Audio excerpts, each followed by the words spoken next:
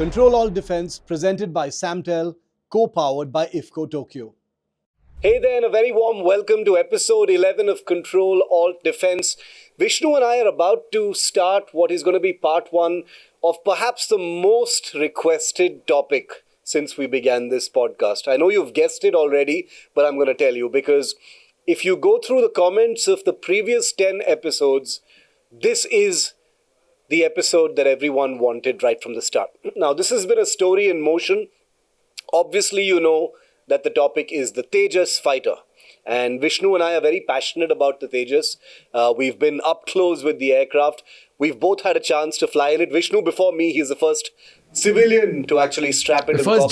First journalist to strap into the cockpit. Tejasvi Surya, I think, was the first civilian. Oh, really? Outside the military establishment. So the Tejas fighter, triggers a variety of emotions in people. It's been a very polarizing project. It's been, it's had its shares of troubles, but it has most definitely turned the corner. So, Vishnu, before I come to you for my first question on this wonderful topic, because the Tejas is, let's say it right off the bat, it's a beautiful, handsome aircraft. It's very much our own. It's not entirely Indian, and I'll get to that painful topic about the engine in just a bit, of course. But just to lay the groundwork for this, because as we always do on Ctrl Alt Defence, we take everyone along on these topics of defence. The Tejas is India's homegrown fighter aircraft. It's a light fighter. It's already in service. It's been in service with the Indian Air Force since about 2016. There are about 2 squadrons of the Tejas that are currently operational. Both are based in the southern part of India in Tamil Nadu. About 40 aircraft in total are there. The aircraft first flew way back in 2001. So we are here a quarter century later at a crucial juncture for the Tejas, because we're on the threshold of the induction of an improved version of the Tejas called the Mark 1A. And Vishnu will be, of course, telling us all about what differentiates it from the earlier Tejas. But suffice it to say that the Tejas is a very, very crucial, perhaps the most crucial aircraft project that India has right now. At one point of time, it was envisioned as being an aircraft that would be easy to develop, cheap to build, and available in large enough numbers to replace aircraft like the MiG-21. Now, that dynamic has, of course, changed drastically because the MiG-21s are almost gone and we don't have enough Tejas fighters right now. But like I said, India cannot let go of the Tejas, even though we are in a new paradigm of stealth fighters, because we do need a mix of fighters. So, Vishnu, let's kick this off by asking you what you think, first off, of the Tejas. So should I disappoint our viewers right up off the top, or should I sort of lavish praise on the aircraft? You never disappoint our viewers and listeners. I think I do honestly believe my heart and soul is with the Tejas project. Did you know way back in 1993, 1994, I was in the first Usenet groups as a student in university in Canada. And I was part of the first tribe of Indian defense enthusiasts to take on, our Pakistani comrades, and we would often do that in make-believe battles using the light combat aircraft. The pre-internet age. Yeah, so it was pre-internet over here in Canada. We still had it, Right. And the first generation of Usenet chat exchanges, and so for me, the Tejas has been a story which has been unending, and unfortunately, now in 2025, it remains just that, unending. So on the one hand, it's a great platform. But I think people will be upset when they hear me say that we need it to be more than a national science project. Because countries don't do national science projects out of planes where they've sunk in billions of dollars. We need something relevant. We need something capable. We need something in large numbers, and we need it now. The Tejas has missed the boat. And that's very sad. And I would even have been okay about the Tejas had we had the Mark II online. Because the Mark II in many ways would be superior to the Mirage 2000. That's an aircraft the Indian Air Force dotes on for various good reasons. But we don't have a single prototype of the Mark II out of the Tejas, let alone a first flight, let alone manufacture, let alone production and induction. Therefore, why is this important? It's important because Pakistan has got the J-10 in sizable numbers. They'll possibly be acquiring more of these Chinese aircraft. They've got the JF-17, which in some parameters is similar to variants of the Tejas. And they are going to be moving on to a stealth platform called the JF-35. Now, that's just the Pakistan Air Force. Our primary adversary, let's never forget, because we are still in Operation Sindoor in our heads, is China. And unfortunately, the Tejas is outgunned in its present avatar as the Tejas Mark I. It's outgunned as the Tejas Mark 1A. And we can look for variations and combinations of how it might actually secure an advantage in air combat against some of its Chinese rivals, but that would be a bit of a stretch. Remember what the air chief keeps talking about. He keeps talking about capability. He talks about, you give us Tejas, great, we want it now, and we want the capability installed, whether it's an ASA radar, new weapon systems, new data links, or a better version of the data link, a fully operational helmet-mounted sight, and a lot more. A future-looking aircraft, which unfortunately right now the Tejas isn't quite that. We'll come to the Tejas Mark II in just a moment, but the Tejas Mark 1 Alpha, Mark 1A, is a significant improvement over the existing Tejas that's in service with the Indian Air Force, Vishnu.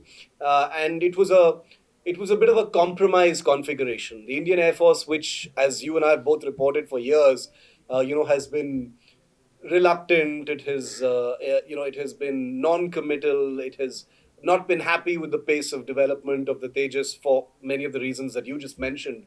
That initially there was a lot of national science project treatment over it. The Indian Air Force now has the aircraft, and it likes the aircraft. It loves the aircraft, in fact. Does it have the aircraft? Them.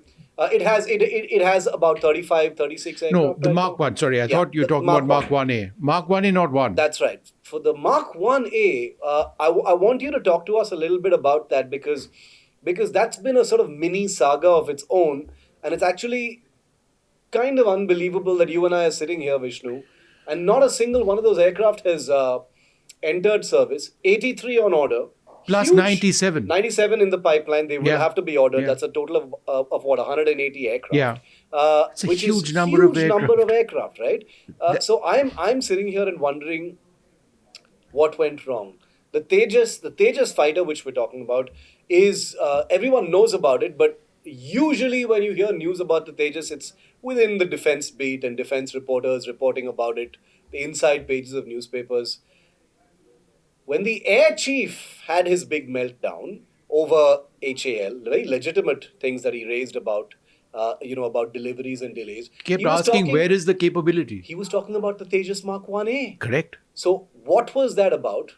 Because it bears the reason why we need to remind ourselves that the Tejas Mark 1A has not yet entered service and is over 15 months late, apparently, is glaring. The Prime Minister's Principal Secretary was in Bengaluru a couple of days ago, and there were publicly released images of him standing with 6 Mark 1As.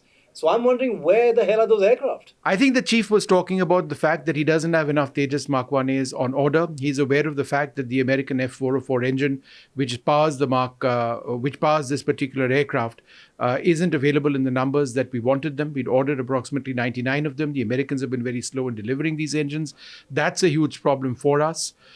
In terms of capability, which he kept speaking about, he felt that in terms of some of the key technologies, that's not in a delivered sort of state. Some of the technologies that we expected on the Tejas Mark 1A, which may not come along at quite the rate that we wanted to, is the primary sensor, which is an active electronically scanned array radar, an ASA radar. What is an ASA radar? Well, an ASA radar is based, and it's important that I think we tell our viewers this, because a lot of this is technology conversations. An ASA radar is a radar which works on fewer moving parts. It works on the basis of TR, or transmit receive modules. It's essentially a fixed plate. Some variants have it also shifting slightly, but it allows far greater precision in radar signatures and pickups of targets in the air, on the ground. If you have fancy software, you can theoretically target air and ground targets at the same time. You can track and scan multiple targets. You can lock onto multiple targets as well. It's reliable. It's less likely to break down. It does require, in most cases, more power availability to it, but that's a compromise which people are willing to get into. Right. India is developing a radar called the Uttam. We are hearing great things about the Uttam radar, the fact that it works But unfortunately, we are also hearing that it's not going to be inducted in large numbers by the time we are through this first batch of inductions of the Tejas Mark 1A. What we will continue to use is an excellent radar. Let's be clear about it. Israeli one. Yeah, it's called the ELTA 2052. It's a highly advanced version of the radar that we've seen, the ELTA 2032 in the Mark 1 trainer. And there's nothing wrong with the radar, so that's not the issue over here. But the fact is that as you indigenize, there are a couple of key components that you do want to see indigenized. The first one is the radar. Not least of all because Shiv, and we'll of course be discussing this in future episodes, we've reached more than critical mass when it comes to radar technologies in this country. Correct. And we have an excellent Netra, AWACS aircraft we are happy about. We've got long-range surface to air. We've got air surface to air missiles based on long-range radars. They're all built in India.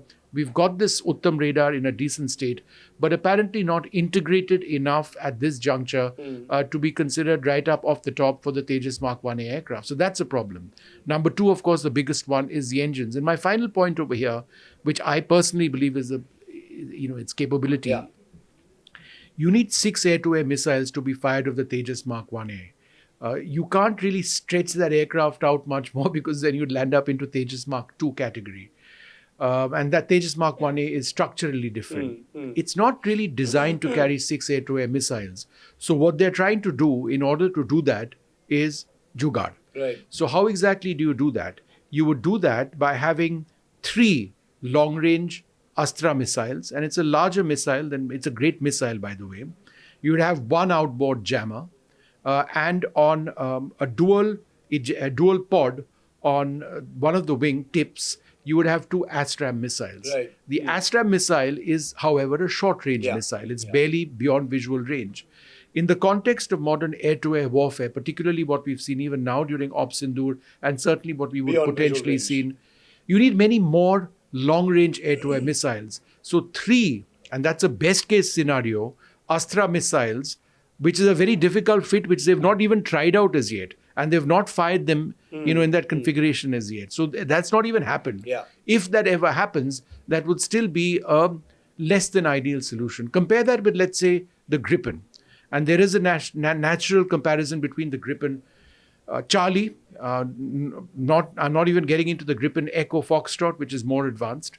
They carry 4 Meteor missiles, and if required, 2 AMRAAMs.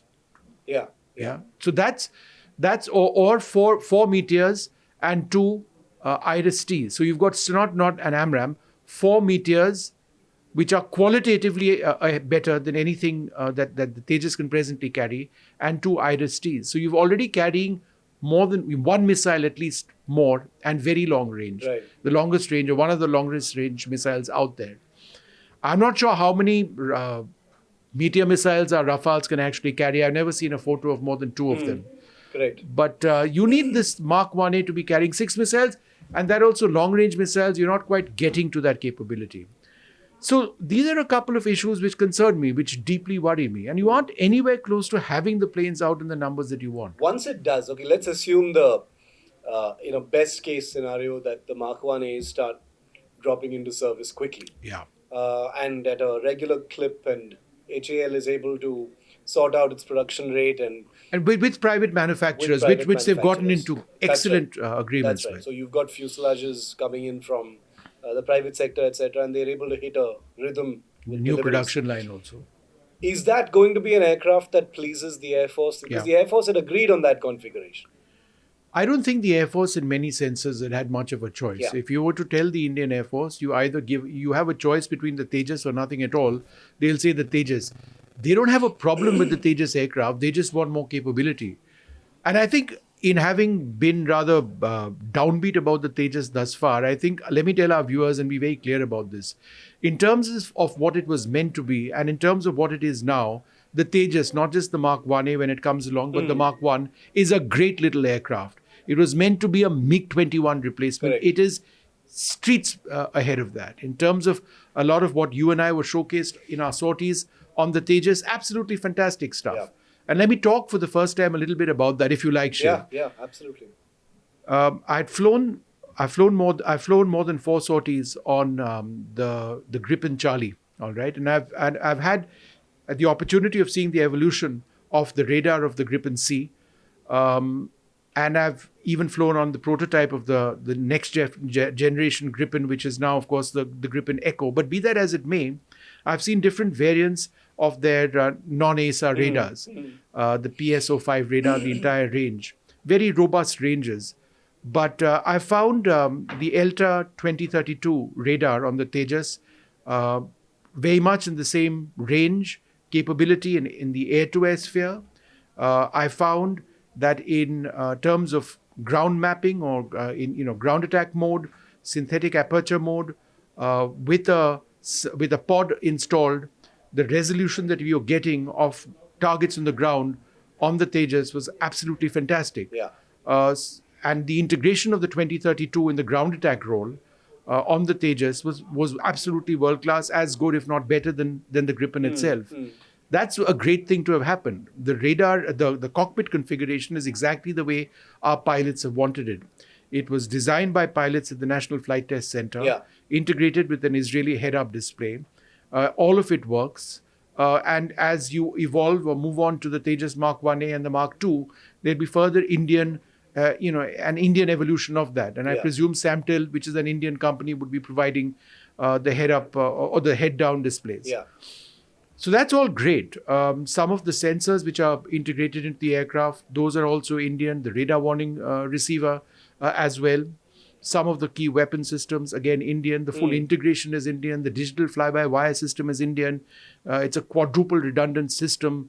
The mission computer is Indian. These are not technologies that you and I can pick up off Amazon. It's not happening. Right? And these are all Taken developed. a while to get there. And it has been, by the grace of God, touch wood, a phenomenally safe aircraft. We've had one loss of the Tejas ever since it was first flown. And let's just hope in an Air Force which has issues with crashes that continues to be the case despite being a single engine aircraft. So there are lots of good things about the Tejas. Unfortunately, the problem is the technology in the subcontinent and outside the subcontinent has just gone to the next level. Not one level, but two levels. Because the Chinese are at what some people say is at the sixth generation. I'm gonna come to that point just a few questions down, Vishnu, because I want to take this one step at a time to build this picture, because what you've said is very compelling. There are all of these technology challenges. Many of them have been achieved, but there is still a way to go. Tellingly, the Indian Air Force doesn't have a choice. It's locked into this. And it's not all bad news, because the Tejas is, like you said, a great little fighter. Being able to get a fighter in big numbers is even in this generation that we're talking about, is a luxury that the Air Force doesn't want to pass up, because we know all about how their squadron strength is under distress at this point of time, and has been for a very long time. The Tejas Mark II that you mentioned. Now, this is what most people call the true Tejas, what the Tejas was meant to be in terms of its performance, its capabilities. It won't have the General Electric 404. It'll have the General Electric 414. Made in India. Made in India, which is going to be a significantly more powerful engine. There are some airframe changes. There are more control surfaces. I think there are going to be canard foreplanes as well. Significantly different in many respects, higher performance, and closer, if not the Tejas that was perhaps in the minds of the Indian Air Force when it came. And you made that comparison with the Mark II. My question now is, we're hearing that the Tejas Mark II, after all of these delays and years, will see a rollout maybe sometime next year, according to the reports. A rollout. Now, a rollout in aviation terms is a sort of first look of an aircraft. It leaves the factory floor and breathes open air and comes out into the open and is seen in public for the first time. It means a lot in aviation terms. How committed is the Indian Air Force to the Tejas Mark II? How important is it that the Tejas Mark II delivers based on the lessons of the Tejas Mark I? And perhaps most importantly, there is a polarizing debate, Vishnu, which I'm sure you've also seen, where there are some experts who believe, stop looking at the Tejas Mark II and just put all your resources into the AMCA. So 3 questions, is that even possible? I think the Tejas has a role. I don't think all aircraft... I think the Tejas Mark 1A and the Mark II have a role, and a very big role, because I don't think there's any Air Force in the world which can actually rely on 5th and 6th generation aircraft alone.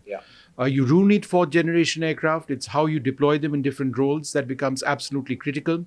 That said, you do need it to be of a particular standard, which is where the Tejas Mark II is important. It could actually be of the standard that you want. The problem is the pace of manufacture and of induction. If you and I were having this discussion with the Indian Air Force operating 60 Tejas Mark IIs, may I suggest we would possibly not have had this discussion at all. Or if we were, we would be talking about how good an aircraft it is. Yeah.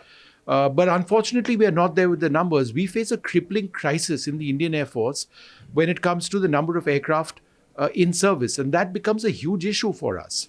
So therefore, in that scenario, to say that, it's going to roll out sometime this year or perhaps early next year and then make its first flight, and then assuming that everything is integrated and ready to go, it starts manufacturing. We get it up to about 12 to 14 jets a particular year.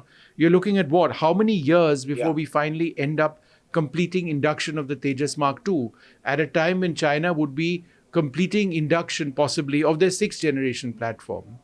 The reason the Tejas in all its avatars is less attractive now is because of the nature of the threat, not because it's a bad aircraft. It's not. And therefore, when our Air Force planners talk about the threats they face and when they are confronted with the reality of Atmanirbharta as a national objective, it's not that they object to Atmanirbharta, who wouldn't want a plane built in India, which is of a world-class standard. They're looking at the threats all around and they say that my job, the air chief would be thinking, is to fight a war. Yeah. And it's not enough, despite him saying it, that we'll go to war with what we have. Why should we go to war as among the largest economies in the world with what the fourth largest air force in the world in a suboptimal way? Yeah. In this battle between capability enhancement and patriotism/nationalism, we as a nation don't have a choice. It has to be capability first. We're fighting wars over here. We've just come off Operation Sindoor, which I call a war, a limited one, but a war. Yeah. We saw what capability meant for us. We saw what the BrahMos meant for us. We saw what the scalp, the Rafale arm with the scalp meant for us. We saw so many other weapon systems. We didn't fight it with MiG-21s this time. And if we did, that would be a great story. I have a feeling your answer just now, Vishnu, is going to be a bit of a headline maker where it gets out there, because you've touched the nerve of how coverage of the Tejas project has always been.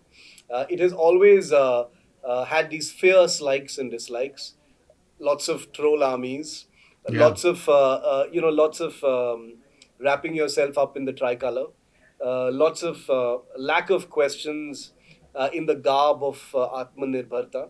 I think the line you used just now to describe it is a very important one, and please permit me to say it again, because I think I haven't heard anyone say this before. You've just said that the Tejas is a great aircraft and there is no denying it, and nobody can have two views about what a good aircraft it is, but it is the context and the timing of its existence that is shaping views about whether it is relevant. It's not relevant anymore, about the level of resources we must be pouring into the Tejas at this point of time. Is it even possible to recalibrate and course correct in terms of what we can and cannot do? Because these are, like you said, not things that you can switch on or off. These are aircraft projects which you've got to commit for years, if not decades together. Which brings me to my question then, that is there something that the Indian Air Force can do or wants to do with the Tejas beyond what's happening? Or is it locked, saying, look, we've committed to this and this is what's going to happen? Yes, we do need aircraft that are going to be available in numbers. And like you rightly said, Vishnu, it can't be all stealth fighters. We do need these fourth generation fighters as well. The air chief has made his views more than known in public more than once. Is there anything that the Indian Air Force can do to make the best of a difficult situation? Well, the Tejas Mark II would come with the ability to carry 6 long-range air-to-air missiles. We are working through our data link solutions. Apparently, we are getting much better on them. It would come with an inboard jammer. So you're not using a pod. You'd have a fairly advanced jammer on board. You would be getting to the standard of the Gripen Echo Foxtrot, the Gripen EF. which is what Brazil operates and Sweden operates, a great aircraft, which is what we actually wanted the Tejas to be, equivalent to. We're getting there. It'll take a little bit more time, and we'll be close enough to the EF for us to accept it. Of course, they've got different technologies where the Swedes are superb. But we will take that Tejas Mark II as it comes along. The question is, we want it now. But I do believe there are a couple of projects we should be talking about, which are spin-offs of the Tejas Mark II. There is a twin-engine deck-based fighter. Yeah. That's a story I broke here on NDTV a few years back, where you could actually evolve this into a twin-engine aircraft. We've already had a fantastic success in terms of landing the Tejas, on our aircraft carrier, Yes. the Vikramaditya. We've had one of the most incredible Indian naval aviators, actually do that. Commodore Mahalankar, Mahalankar, yeah. absolute hero of mine. But there is a design which exists for a twin-engine variant. If it does happen, then it would be close to the capability, one would hope, of the Rafale as it enters service with the Indian Navy for service on the INS Vikrant. Think about that. But again, that needs a huge investment. Whether that's at all in the minds of the government or not, we're going to have to see. But again, developing it means that you need to put, money. You need to walk the talk with money right now, and then see if it is at all possible. So that's one possibility. But ultimately, AMCA is based on the Tejas. A lot of the technologies, the fly-by-wire computers, the fly-by-wire system, the mission computer, the cockpit, which is it's entirely an Indian design, the handling characteristics, the weapons themselves, the carbon composite technology, which has gone into the fabrication of the aircraft, which was maximized, which was learnt on, on the Tejas itself. And that's a huge achievement. Think about it. Carbon fiber, or rather not carbon fiber, carbon composite technologies have been mastered in India. We do this in-house. Correct. The quality of manufacture of the skin of the Tejas is world-class by any definition. The AMCA would be world-class as well. The spin-offs of carbon composite technology is truly something else. It can be used for the civil aviation sector, it can be used for different military applications, and it's all done here in India. So that is another thing that from the Tejas spins off into AMCA, which has a different form, of course, plan form. Yeah. And capability and role and all of that with a different engine. But so the Tejas leads up to that. And so the argument which HAL makes, which is a fair argument, that you can't be building a 5th generation aircraft unless you've mastered 4th generation aircraft, does make sense. Unfortunately, a 4th generation aircraft has to fill a role. No country in the world has the money just to build planes as a national science experiment. Yeah. You have to have a real capability and ability and deployment in numbers. So it goes back to that same point I repeatedly keep making. I think the most wonderful, or one of the most wonderful parts of the entire Tejas project is that when we had our Pokhran tests under Prime Minister Vajpayee, the Americans who were Lockheed Martin working with us towards developing the fly-by-wire control system kicked us out. They kicked us, our people, out of the United States and said, sorry, we ain't working with you. So what did they do? They got back onto the table and did it themselves. Yeah. How many countries have a fly-by-wire control system as reliable and stable as the Tejas, made entirely at home, or a mission computer which is imminently adaptable and configurable and is now using new processors and the like, because we've upgraded it in-house? How many? It is great to get this all happening. The Astra missile, another missile system which we believe is very much the future. It'll come in at a fraction of the cost of the Meteor missile, right? The Astra Mark II, the Astra Mark III would be even better. And so that all fits into a composite thing. The engine is brilliant. It's an American engine, but if it's made in India as the F414, and we learn more about engine technologies, how much the Americans are actually giving us in terms of, single crystal technology and some of the high-end spin-offs of making engines. The gold standard, the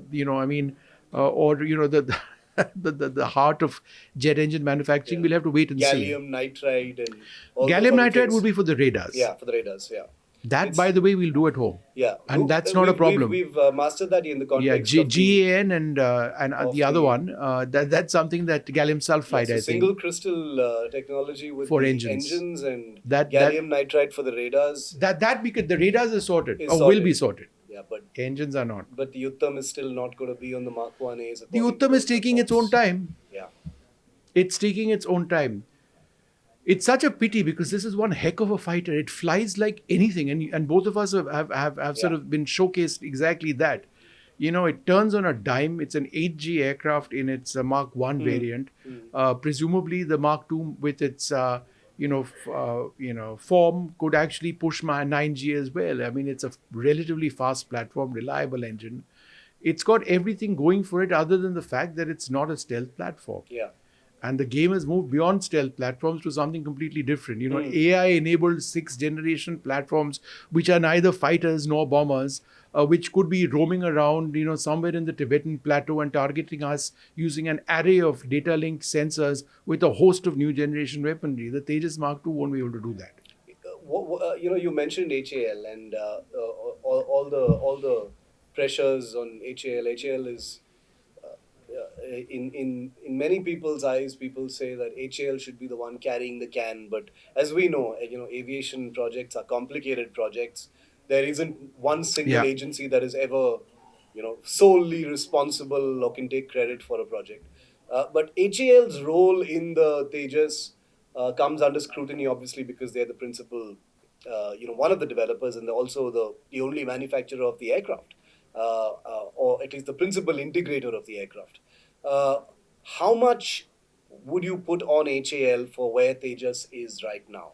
Not. Because the Air Force's view is, yeah, sure, the engines are late. Yes, the engines are late, but HAL has not been doing its work on time either. How do you see that? That's an impossible question to answer, because I think if you go to HAL, then they'll say, number one, you've been shifting the goalposts in terms of the Yeah. capabilities that you seek. Number two, where were the orders when we were begging you or pleading with you to put the orders down? We'd get our production line sorted out much earlier on. We can showcase technologies and prototype technologies, but if you want us to manufacture it, it's something completely different. There is no right answer in this. We have to rely on HAL. HAL is a great organization. Let me be very clear about it. Correct. Some of their engineers and scientists are wonderful.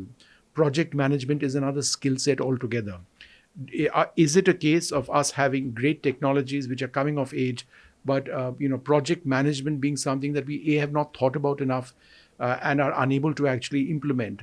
Vis-a-vis, let's say, the Chinese, who've got close to 200 odd J-20 stealth fighters built and deployed In service. in Yeah. service. I mean, think about that. Why? I mean, we are having a conversation about the Tejas Mark II in 2026 with not even one prototype having been built, with not even one Tejas Mark I, maybe one, I'm not sure, having been deployed in the Indian Air Force. And yet the reaction to this podcast is going to be, Vishnu is pushing a foreign lobby. Shiv is playing along by not calling him a Not drilling Pakistani him or, hard enough. Yeah. or some sort of anti-national or whatever it is. But the fact of the matter is this, and I think this reflects the perspective of the Air Force. Do we like the Tejas? Yes. Do we love it? In fact, it's a great little plane. We need to play to a technology curve. At the moment, the Tejas is neither there technology-wise, nor is it there number-wise. I actually want to pick on that just a little bit. When you're called a foreign lobbyist. Yeah. I get called that all the time. We're called that all the time. A couple of days ago when I said something about the Su-57 because someone was pitching it, I was painted as an F-35 dalal. So that goes with the game, I guess. You've been using Usenet during the infancy of the internet, so I think you've seen the evolution of defense trolls right from the start. And in India, we're used to a particularly sort of vicious variety who see things in black and white, have fierce likes and dislikes, and react to nuanced views on homegrown projects as some kind of a Western conspiracy, right? So how do you see that? Because this is a conversation. These are conversations that are being had by people who know a thing or two about defense and projects. These are polarizing and divisive issues, which is always nice because it's nice to see people invested in something like Tejas, like you and I both definitely are. But when there is nuance in this conversation, people get pissed off. Yeah. How do you see that, Vishnu? Because it's either Tejas or you're anti-national. It's Yeah. as simple as that. No, it's not that. It has to be a balanced answer. And, we now, let's look at it from an immediate standpoint. Are we doing away with the Tejas? No. Have we invested? Yes. Are contracts signed up? Yes. Do we have more manufacturing facilities? Yes. Are the engines coming along? Yes. Finally, General Electric is committing to a quicker supply of engines for the Tejas Mk. We've got a number of them already built. They just need to be fitted out with the engine, flight tested on a couple of occasions and delivered to the Indian Air Force. So that should actually add to our fleet strength. And that would add to the process of us finally saying goodbye to the MiG-21. It's about time that happened. These remain in active squadron service in 2025. 2 squadrons left? I'm not sure if it's 2 or 1, but they are in service. Yeah. Chances are that they were forward deployed during Operation Sindoor as well. But perhaps Abhinandan wasn't around to sort of take the battle over there. Or maybe he was, we just don't know. Or for another kill. Yeah. But that's another story, Shiv. But I've tracked the Tejas for a very long time. On Usenet groups, we've seen it do phenomenally well, but it's been very delayed.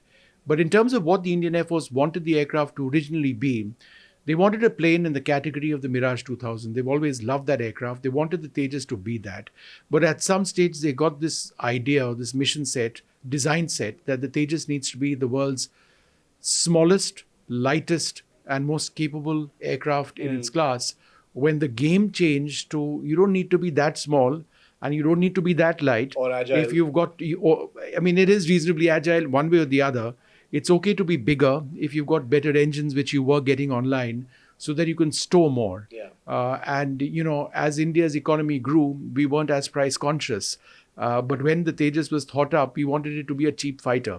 Right now, the Tejas Mark II or the Tejas Mark 1A, while cheaper perhaps than some of their Western contemporary, these things are very much in that price range. Making state-of-the-art weapon systems in India, and that includes the Tejas, is not going to be cheaper.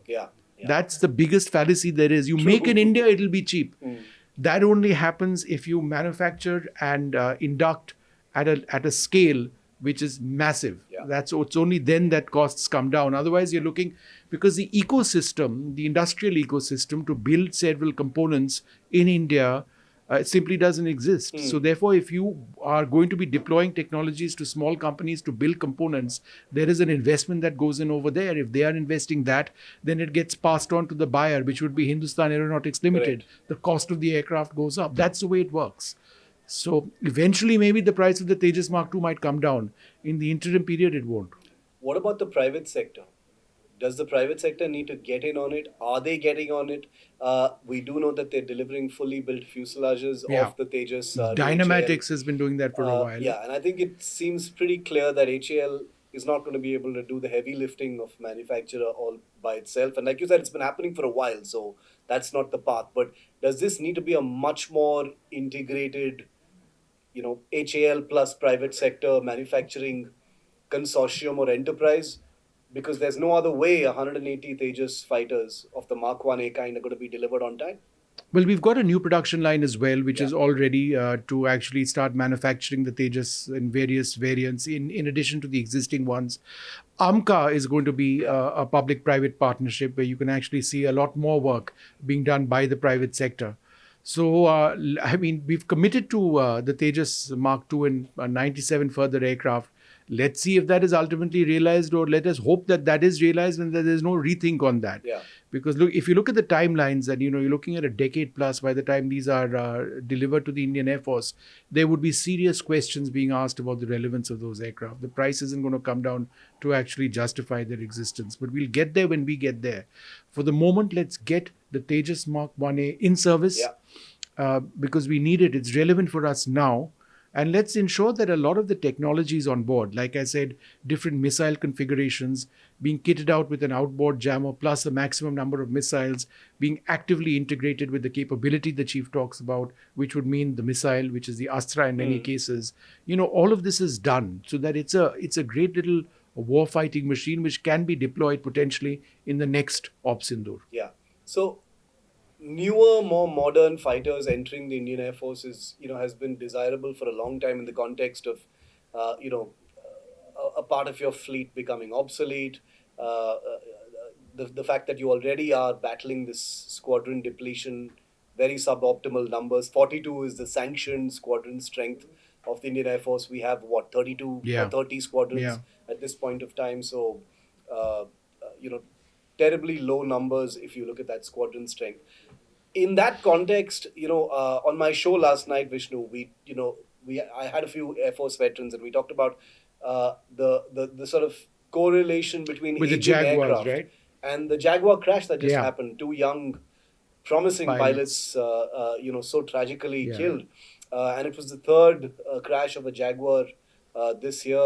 Four crashes in total this year, and it's a terrible price to pay, and it's a complicated issue which has all these emotions attached to it. But there is this larger question of why newer aircraft aren't entering the Indian Air Force and why it's taking so long, and that is a legitimate question also at one level.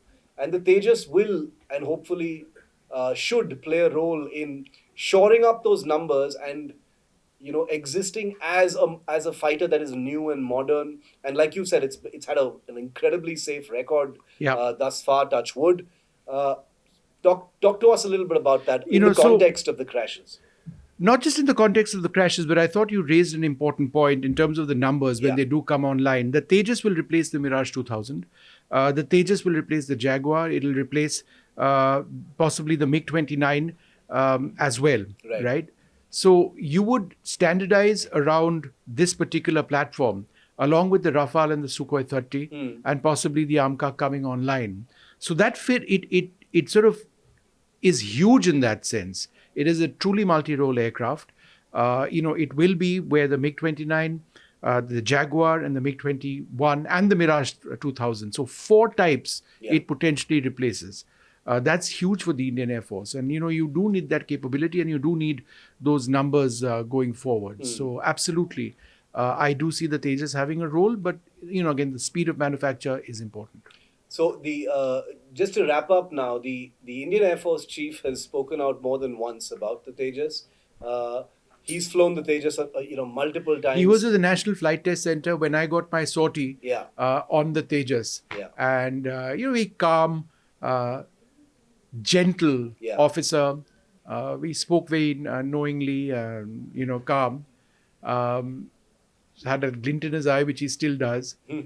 And he ended up becoming the chief of the Air chief. Force. And Yeah. what an exemplary officer. An exemplary officer throughout his career. who has spoken his And he mind. knows a thing or two about the Tejas. Yeah, he knows He more than a headed thing. the National Flight Test Center on the Tejas. That's when, and I flew with the NFTS when he was their boss. Yeah, so to say that here's a man who's been under the bonnet of the Tejas quite literally is now your chief of the air staff is actually true. And there was a lot of heat and dust over the things he said. But I think we can all safely say that this is a man who is literally and truly personally invested in the success of the Tejas. 100%. Because only someone in the hot seat of the Air Force, someone who has not through words but through actions, through his through his work at the NFTC, the Flight Test Center, and flying the Tejas repeatedly through his career. Yeah, he hops into the cockpit whenever he can. He's got nothing to prove to anyone. He's No. demonstrated where he stands as far as the Tejas is concerned. And I think anyone who has interpreted his words or his things he said during Aero India or in speeches as anything but someone who is passionately driven by the idea of the Tejas being a huge success and playing a huge role in the Indian Air Force would be very, very mistaken about what Correct. the Air Chief actually stands for. So I'm going to end on that note, Vishnu. And like I presciently said at the beginning of this episode, this is going to be only part 1 of several episodes on the Tejas. There are so many aspects which only for the lack of time we haven't gone into, but also because we want to get into them with the same kind of granularity that we go into on every episode. There's going to be one on the engine aspects of the Tejas. You've tickled my curiosity a great deal on the radars of the Tejas. I want to do a full episode on the radars. That's also a request that lots of our people and listeners have been asking for. And then a completely separate episode, which at least 10 people have talked about in our last episode, which is on the weaponry of the Tejas and what it's going to look like in combat. 100%. Now, just a That quick really interests clarification. me. The Tejas wasn't in Operation Sindoor, right? No, nowhere near. Do we know? No, it were, would were have they been. around? I mean, the fact that you had 70 odd aircraft, the Tejas would certainly have been somewhere in the mix. Yeah. The Tejas may not have been may not have been, used to deploy air to ground munitions at an extremely long range. But remember, it is kitted out, with the hammer as well. I mean, it's been trialed. I'm not sure if that's fully deployed at the moment. But that's an interesting ground to air to ground munition. Yeah, yeah. Lots of things that they just could have done. But I think in the context of the very long range strikes that we were trying this time around, the Rafale, the Su-30, and I dare say the Jaguar with the Rampage missile were the weapons of choice. Okay, so the Tejas was definitely somewhere in the mix. We don't know in what form. It was but definitely somewhere in the mix. flying combat air patrol somewhere deep inside. So this If is, they decided to come across, that Tejas with the Tejas Mk 1 Yeah. with the Derby missile, Yeah. right, which is its Could have primary really long spoiled range air someone's to air missile, day. it could have spoiled a lot of people's days. It's this is a lovely note to end on. I'm gonna leave that taste in everybody's mouth. The Tejas had some part to play in Sindoor, but we don't know what it is. Makes me feel all warm and fuzzy right now thinking about it. But I promise a separate episode on the Tejas in combat. Some of it real, some of it in exercises, some of it in Sindoor, some of it in terms of a simulated scenario, which Yeah. Vishnu loves painting, of what an aircraft might look like, when it actually opens up. I promise you we'll do all of those. So this was only part one of Ctrl Alt Defence on the Tejas. Vishnu, always a pleasure. Thanks so much. Thank We've you. both flown the Tejas. We've got a Yeah. personal connection to this aircraft as well, so it's been great chatting. Thank you, and thanks to all of our viewers. See you next time. Goodbye.